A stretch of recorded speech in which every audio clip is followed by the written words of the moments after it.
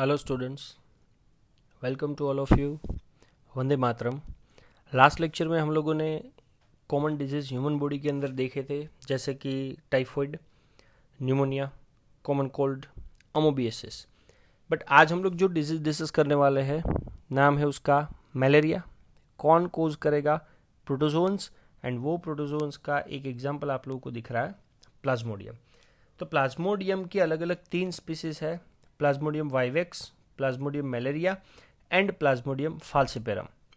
So these 3 species of plasmodium are responsible to cause different types of malaria.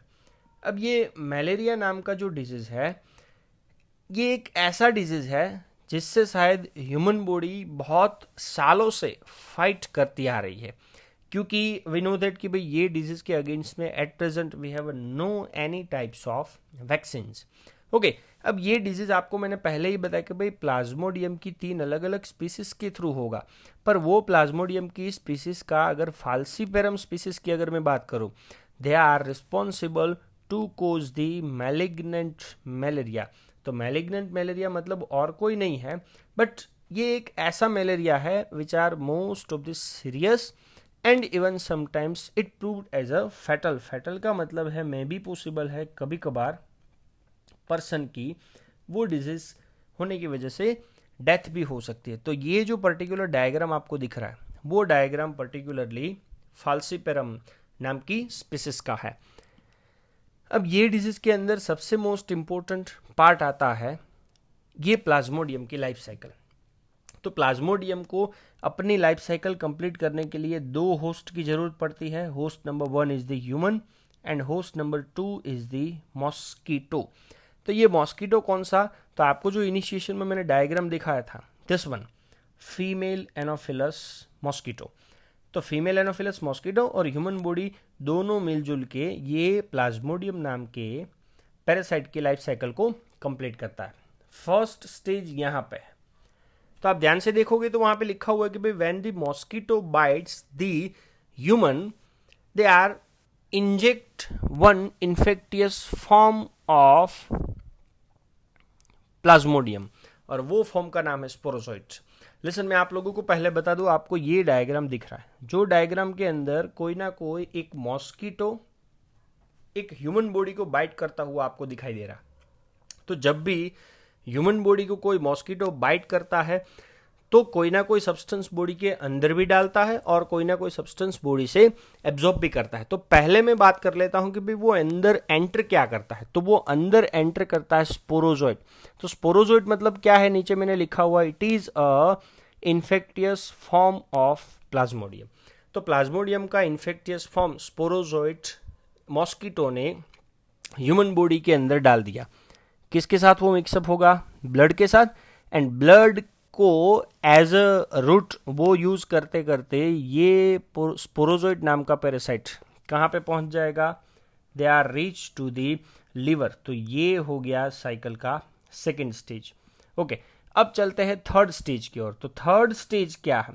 तो liver cell के अंदर ये sporozoite asexually reproduce करेगा and अपना काम हो जाएगा। मतलब रिप्रोडक्शन वाला पार्ट होने के बाद लीवर सेल्स को तोड़ के फिर से वो ब्लड के अंदर आ जाएगा। अगर आप यहाँ पे डायग्राम देखोगे तो यहाँ से लेकर के यहाँ पे अगर आप आओ तो ऑर्गेनिज्म के नंबर भी बढ़ गए और लास्ट में ये लीवर सेल्स क्या हो गया? ब्रेक हो गया, टूट गया। तो असेक्सुअली लीवर के अंदर रिप्रोडक्शन होकर के लीवर के सेल्स को तोड़ना, मतलब it is the stage number 3। Stage number 4, same to same process कि भाई फिर से असेक्सुअली पैरासाइट रिप्रोडक्शन करेगा, पर अब लीवर सेल की जगह पे कौन सा सेल है? आरबीसी। तो अगेन अब आप ऐसे डायग्राम देखो तो यहाँ पे एक ही ऑर्गेनिज्म आप लोगों को दिख रहा था, धीरे धीरे ऑर्गेनिज्म के नंबर बढ़े एंड जैसे ही नंबर बढ़ गए ये आरबीसी का सेल क्या हो गया? ब्रेक हो गया, टूट गया। अब आरबीसी जब टूटेगा तो ये डिजीज का एक सिम्टम्स होता है कि high fever with chilled condition. तो उसके लिए आप लोगों को एक दूसरी मैं स्लाइड दिखाता हूं कि the rupture of RBC is associated with the release of one toxic substance and वो टॉक्सिक सब्सटेंस का नाम है हीमोजोइन। ओके, अब ये हीमोजोइन नाम का टॉक्सिक सब्सटेंस बनता कैसे है? तो वो बनाने के लिए आप लोगों को पता है कि भाई आरबीसी अगर टूटेगा तो आरबीसी के अंदर एक कंजुगेटेड प्रोटीन होता है जिसका नाम है हीमोग्लोबिन, वो भी टूटेगा। किसके किसके अंदर? Heme plus globin. अब ये ग्लोबिन तो आपको पता है कि भाई वो तो एक टाइप का प्रोटीन है जो parasite as a food use कर लेगा, एंड हीम मतलब एक आयरन का पार्ट है। They are convert into the hemozoin toxic substance. तो मलेरिया के अंदर आरबीसी के सेल्स कंटिन्यूअसली टूटते रहते हैं। They are responsible for the chill and high fever, and ये चिलिंग मतलब ठंड और फीवर वाला जो एक सिम्टम्स है वो एवरी 3 to 4 डेज में, जब तक बॉडी के अंदर इसका इन्फेक्शन रहेगा तब तक ये सिम्टम्स बॉडी में दिखते रहते हैं। चलो, चौथा स्टेज कंप्लीट हुआ, अब है स्टेज नंबर 5। तो अभी तक रिप्रोडक्शन चल रहा था असेक्सुअल, पर अब सेक्सुअल स्टेजेस वाला रिप्रोडक्शन होगा, and by the help of sexual stages of reproduction female and male gametocytes develop होंगे किसके अंदर? आरबीसी के अंदर। तो पहले आपको पता है कि भाई स्पोरोजोइट एंटर हुआ था, वहां से लेकर के आरबीसी ने मेल एंड फीमेल गैमेटोसाइट्स बनाए। इतना रिएक्शन कहाँ पे होगा? ह्यूमन होस्ट के अंदर। अब आपको मैंने पहले ही बताया था कि भाई जब भी कोई मॉस्किटो ह्यूमन बॉडी को बाइट करता है तो अंदर कुछ एंटर करेगा। अंदर क्या एंटर करता है और उसका क्या हुआ वो हमें समझ में आ गया। पर अब जब वो कुछ सक करने वाला है तो वो तो हमें पता है कि भाई वो ब्लड मिल ही सक करेगा, क्योंकि ब्लड को वो एज अ फूड यूज करने वाला है। पर जब भी ब्लड आएगा, ब्लड के साथ साथ तो आरबीसी भी आएगा, और आरबीसी में तो मैंने पहले ही बताया क्या है, फीमेल एंड मेल गैमेटोसाइट है। तो वो दोनों फीमेल मॉस्किटो ने ले लिए। तो ये हो गया नंबर 6 स्टेज। ओके, लेने के बाद मेल एंड फीमेल गैमेटोसाइट का फर्टिलाइजेशन एंड डेवलपमेंट हुआ मॉस्किटो के इंटेस्टाइन में। चलो, मॉस्किटो के इंटेस्टाइन में डेवलपमेंट हो गया। अब आता है स्टेज नंबर 8 कि भाई जो भी mature infective stage, listen, mature infective stage मतलब फिर से वो क्या बन गया? स्पोरोजोइड। तो अब इंटेस्टाइन से ये स्पोरोजोइड निकल करके मॉस्किटो के सलाइवरी ग्लैंड के पास वो वापस आ जाएगा। तो आपको ये बाहर का लेयर दिख रहा है, this is the salivary gland, and उसके अंदर जो रेड कलर का एक पॉइंटेड शेप वाला रेड कलर का स्ट्रक्चर दिख रहा है वो है स्पोरोजोइड। तो अगेन ये स्पोरोजोइड सलाइवरी ग्लैंड के अंदर आ गया। तो सोचो फिर से ये साइकिल कंटिन्यू होगी कि भाई अब जब भी ये मॉस्किटो किसी और ह्यूमन को बाइट करने जाएगा तो ये स्पोरोजोइड उसकी बॉडी के अंदर एंटर करवाएगा। सो ये था with related to malaria. Okay, आज के लेक्चर का डिजीज नंबर 2, और वो डिजीज का नाम है एस्केरियासिस। कौन रिस्पॉन्सिबल है for that purpose? Helminths. And वो हेलमिंथस का एक एग्जाम्पल दिया हुआ एस्केरिस। एस्केरिस का एक निकनेम है राउंड वॉर्म्स। अब आप अगर ये डायग्राम दोनों ध्यान से देखो तो दोनों डायग्राम में ऑर्गेनिज्म का जो शेप है वो राउंड शेप में है, इसलिए उसका नाम है राउंड वॉर्म्स। बॉडी के कौन से पार्ट के अंदर ज्यादातर वो सर्वाइव करता है, हैबिटेट करता है? Habitat with in the intestine of human body.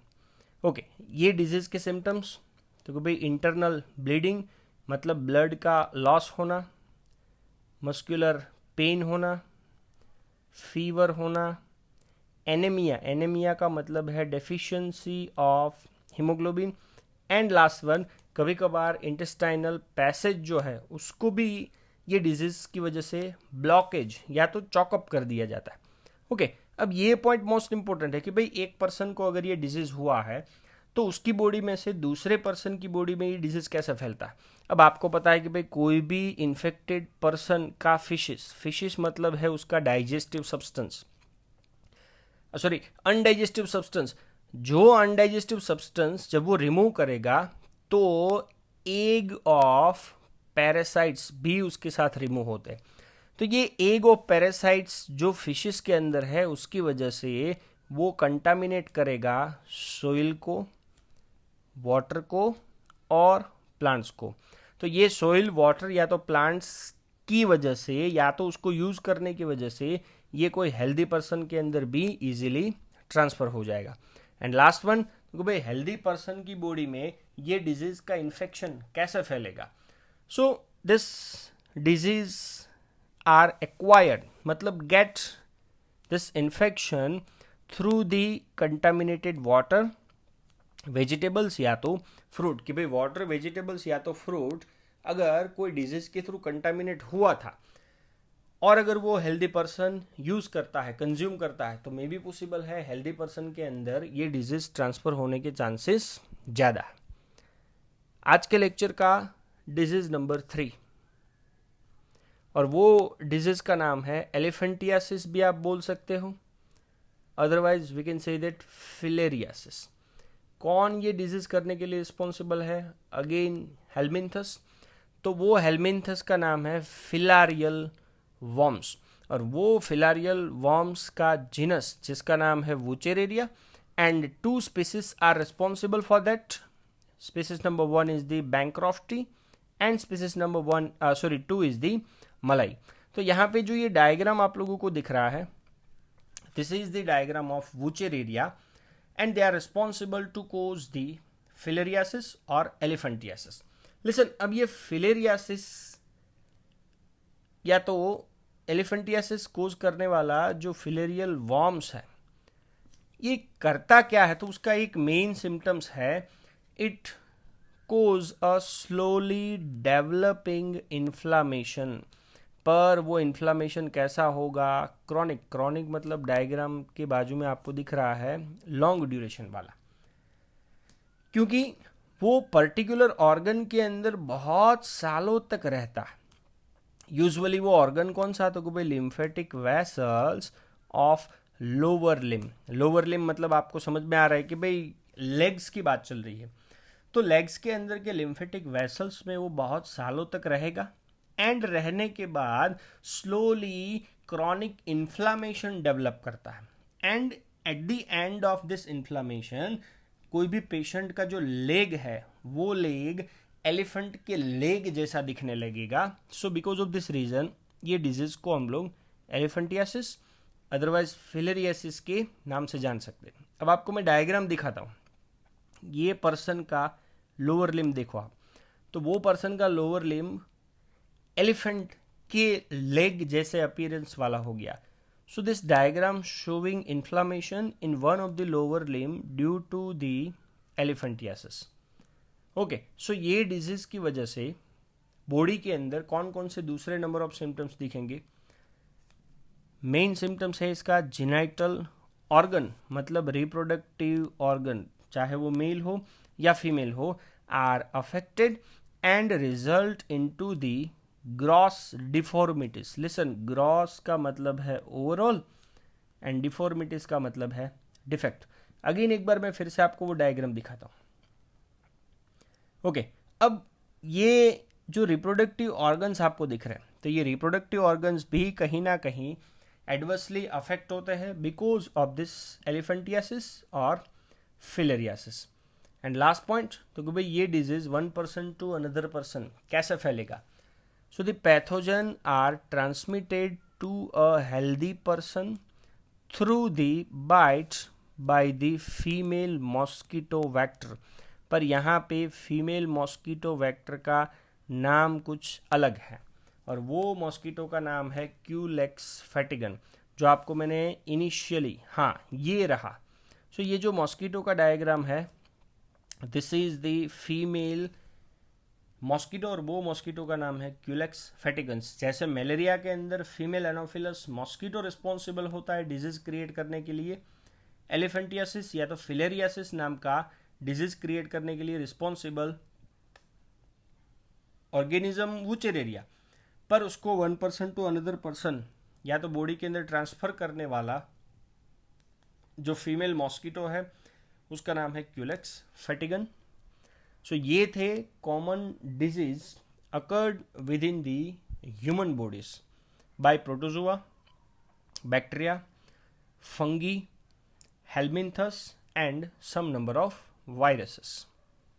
Thank you. Very much. जय हिंद।